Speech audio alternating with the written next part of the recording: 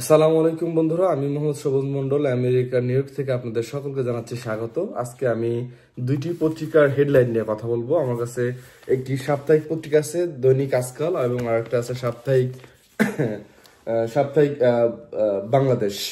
তো এই দুইটি পত্রিকার হেডলাইন যদি আমি আপনাদের বলি একদম সহজে, আমি আজকাল থেকে যদি বলি যে নৈরাজ্য ও বিশৃঙ্খলায় বাংলাদেশ, এটি তাদের হেডলাইন। নির্বাচন অনিশ্চয়তা, বিদেশি বিনিয়োগ তলানিতে, অবৈধদের সহায়তাকারী দেশ ও কর্তাদের উপর ভিসা নিষেধাজ্ঞা।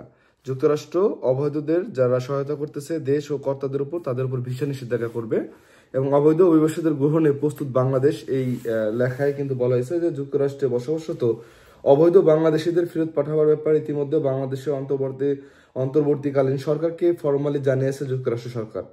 তো এইটা থেকে একটা জিনিস জানতে পারলাম, বাংলাদেশ সোসাইটির সভাপতির সাথে অসৌজন্যমূলক আচরণ। ভারতে পর্যটক ও রোগীদের 70% ছিল বাংলাদেশি। এরকম হেডলাইনে কিন্তু আজকের সাপ্তাহিক আজকাল পত্রিকায় আসছে। যুক্তরাষ্ট্র অবৈধ 1000 বাংলাদেশি চিহ্নিত। ইন্না লিল্লাহ। আমাদের যারা বাংলাদেশি ভাইরা যুক্তরাষ্ট্রে বসবাস করতেছে, প্রায় 1000 বাংলাদেশি চিহ্নিত।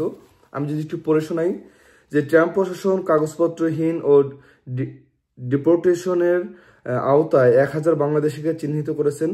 হোমল্যান্ড সিকিউরিটি অবৈধভাবে অবস্থান করা বিভিন্ন দেশের নাগরিকদের ফেরত পাঠাতে শুরু করেছে।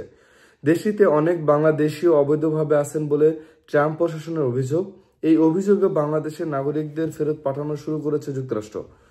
কূটনৈতিক সূত্রে তথ্য অনুযায়ী যুক্তরাষ্ট্রে অবৈধভাবে অবস্থানের অনুমতি ও কাগজপত্র না থাকার কারণে বাংলাদেশের 1000 থেকে 1200 নাগরিককে ফেরত পাঠানোর জন্য এরই মধ্যে দেশটির সরকার চিহ্নিত করেছে।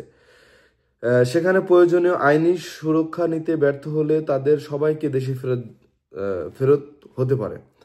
তো এইটা একটা খুবই স্যাড নিউজ আমাদের বাংলাদেশের জন্য। এখানে আরো একটা জিনিস আছে, জালালাবাদের অ্যাসোসিয়েশন ইফতার পার্টি, মানে আমাদের অভ্যন্তরীণ যে নিউজগুলো। আমি যদি আবার বাংলাদেশ সাপ্তাহিক বাংলাদেশ পত্রিকায় আসে, এখানে কিন্তু পুরো হেডলাইন এটা যে অবৈধ বাংলাদেশি ইমিগ্রেন্টদের ফেরত পাঠাবে যুক্তরাষ্ট্র। ইন্না লিল্লাহ। আমাদের বাংলাদেশি ভাইদের জন্য খুবই দুঃখজনক সংবাদ। হাতকড়া পরিয়ে না পাঠানোর অনুরোধ জানিয়েছে বাংলাদেশ।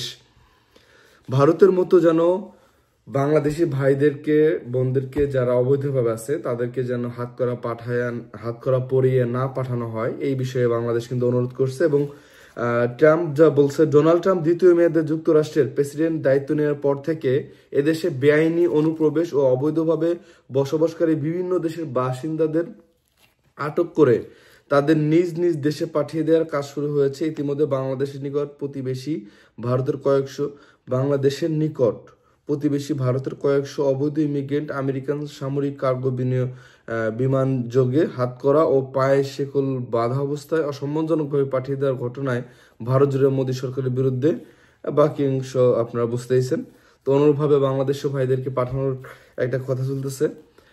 আমরা দোয়া করি তাদের জন্য, এবং তাদের এই পাঠানোর আগেই যেন আমাদের এই ভাইদের কাগজের সুব্যবস্থা হয়ে যায়, এটা আমাদের প্রত্যাশা, দোয়া থাকবে। এবং এখন পর্যন্ত যারা আমেরিকাতে আছেন সবাই ভালো থাকবেন, সুস্থ থাকবেন, নিরাপদে থাকেন, এমনটাই প্রত্যাশা নিয়ে আমি আমার আজকের ভিডিও শেষ করতেছি। দেখা হবে অন্য কোনো ভিডিওতে। আসসালামু আলাইকুম ওয়া রাহমাতুল্লাহি ওয়া বারাকাতুহু।